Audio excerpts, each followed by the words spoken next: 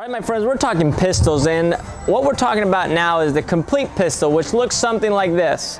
I stand on one leg, squat down, stand back up. As easy as that. I only cramped a little bit in this leg as it's a little cold here in San Francisco. But here's the deal. This is what we're talking about.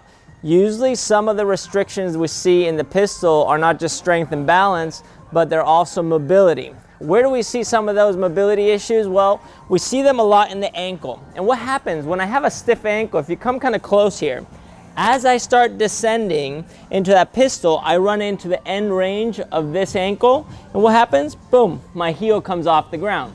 So when the heel comes off the ground, what happens to my base support? It becomes smaller.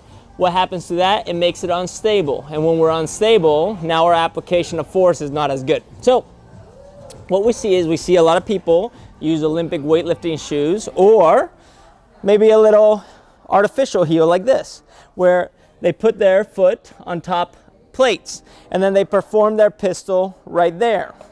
What does that do? Well, it allows me to keep full contact of my foot with the base support and not have to run into end range of that ankle. So is this a good choice for you if you're trying to work on pistols? For sure, but don't let that be your limiting style.